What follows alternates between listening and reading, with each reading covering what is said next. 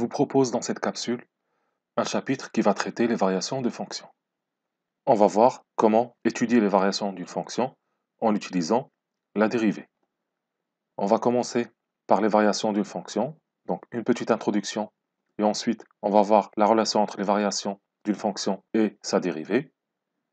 Ensuite, on va voir les extrémums locaux, le minimum et le maximum local, et ensuite la relation entre le nombre dérivé et les extrémums. Commençons par la première partie, variation de fonctions.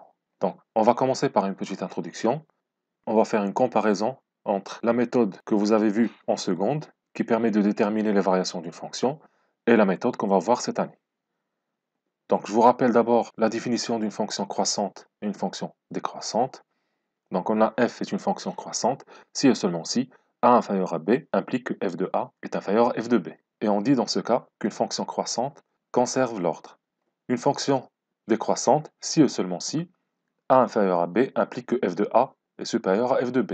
Et ici, on dit qu'une fonction décroissante inverse l'ordre. On va donc utiliser cette définition pour déterminer les variations d'une fonction très simple, qui est f de x est égal à 2x moins 5. Donc, il s'agit ici d'une fonction affine. On sait normalement qu'une fonction affine dont le coefficient directeur est positif va être croissante. Donc ici, le coefficient directeur de la fonction affine est égal à 2, donc forcément, elle est croissante.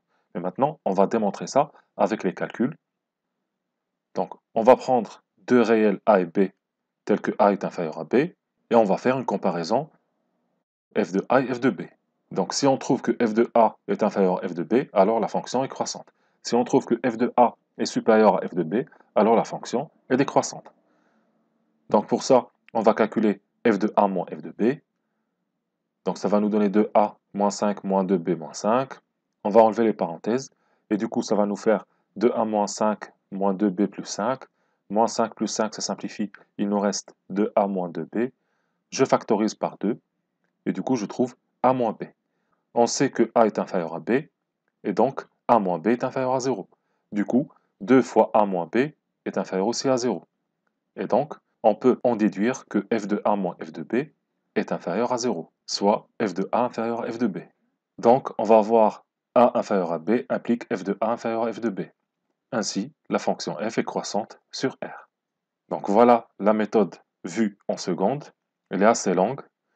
Maintenant, je vais vous expliquer comment on va utiliser les dérivées pour étudier les variations d'une fonction. Même si vous ne comprenez pas, ce n'est pas grave parce qu'on va traiter ça juste après. Donc là, c'est juste pour vous montrer la puissance de la dérivation. Donc, pour étudier les variations d'une fonction en utilisant la dérivation, donc on va prendre notre fonction f de x qui est égale à 2x moins 5, on va calculer sa dérivée, donc ça va nous donner f' de x est égal à 2, et là, on va regarder le signe de la dérivée. Si le signe est positif, donc la fonction est croissante. Si le signe est négatif, donc la fonction est décroissante. Et là, c'est assez clair que 2 est positif, et donc on peut en conclure que la fonction est croissante sur R. Donc là, je vous laisse faire une comparaison entre les deux méthodes. La méthode de seconde en utilisant les définitions et la méthode de la dérivation qu'on va voir dans cette capsule. Passons maintenant à petit 2, variation et dérivée. Donc on va voir un théorème qui va nous permettre d'étudier les variations d'une fonction en utilisant la dérivation. On considère une fonction f dérivable sur un intervalle i.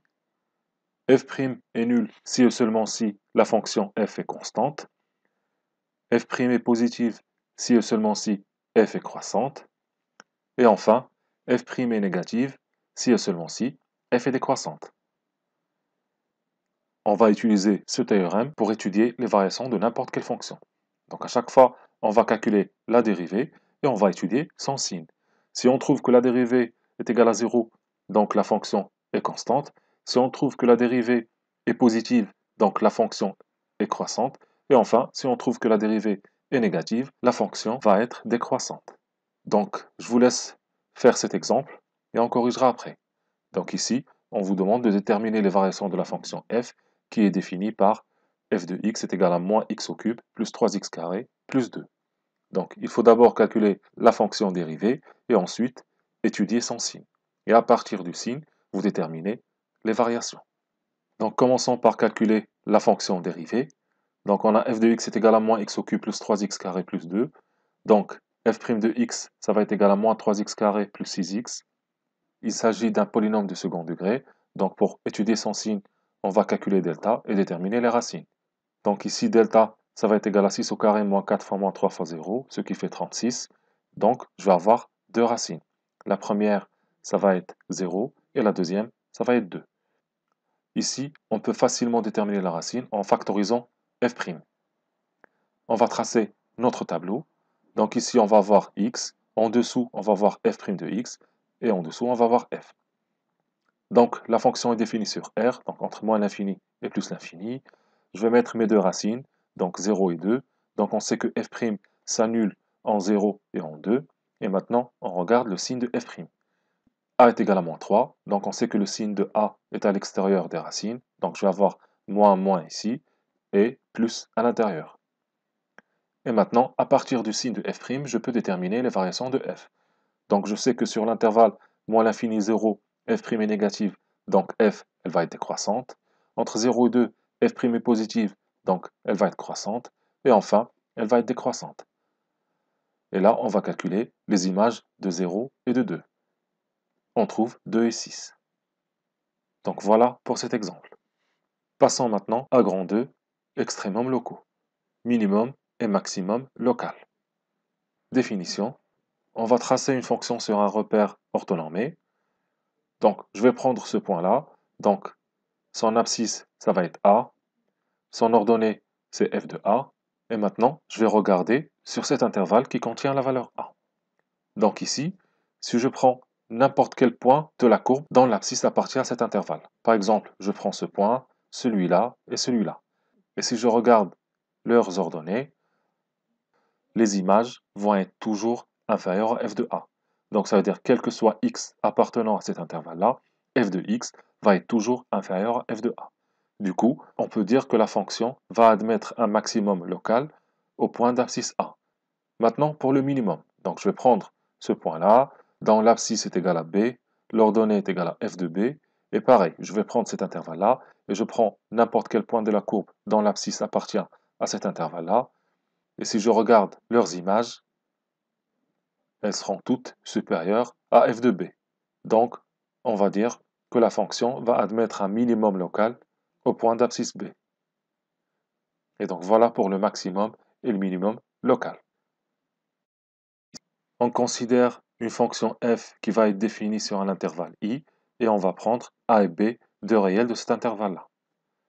F admet un maximum local en a signifie qu'il existe un intervalle j contenant a tel que, quel que soit x appartenant à j, f de x va être inférieur à f de a. F admet un minimum local en b signifie qu'il existe un intervalle j qui contient b tel que, quel que soit x appartenant à j, f de x va être supérieur à f de b. Donc voilà pour le maximum local et le minimum local. Maintenant, on va essayer de voir la relation qui existe entre les extrémums locaux et le nombre dérivé. Donc petit 2, nombre dérivé et extrémum. Propriété. On considère une fonction f qui est dérivable sur un intervalle i et a appartenant à i. Si f admet un extrémum local en a, alors f' de a est égal à 0. Et dans ce cas-là, on va voir la tangente à la courbe f au point d'abscisse a qui va être parallèle à l'axe des abscisses. On a déjà vu dans le chapitre dérivation que si f' de x est égal à 0, alors la tangente au point d'abscisse x est parallèle à l'axe des abscisses. Donc, il va falloir faire très attention à cette propriété. Si f' de a est égal à 0, alors a n'est pas nécessairement un extrémum local. Il faut faire très attention. Ici, il s'agit d'une implication et pas une équivalence. Ça veut dire que f admet un extrémum local implique que f' de a est égal à 0. Par contre, f' de a est égal à 0 n'implique pas forcément que a est un extrémum local. On va voir un contre-exemple. Donc ici, on va essayer d'étudier la fonction f de x est égal à x au cube. Donc, je vous laisse déterminer le tableau de variation de cette fonction et on corrigera après. Donc, commençons par calculer la dérivée de la fonction f de x. Donc, on a f de x est égal à x au cube. Donc, f' de x va être égal à 3x au carré.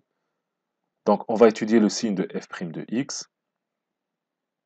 Donc, f' de x égale à 0 implique que 3x au carré est égal à 0. Donc, x est égal à 0. Donc là, on va tracer notre tableau. On va voir x, f' de x et la fonction f. Donc l'intervalle moins l'infini plus l'infini. Ici, on va mettre la racine. Donc on sait que f' de x s'annule en 0. Maintenant, pour le signe de f', c'est toujours positif, donc on va voir plus plus. Et donc, la fonction va être croissante sur l'intervalle moins l'infini plus l'infini. L'image de 0 est égale à 0. Si on regarde ce tableau, on a f' qui s'annule en 0, et pourtant, la fonction f n'admet pas de maximum ni de minimum en 0. Donc on voit bien que la fonction, elle est croissante.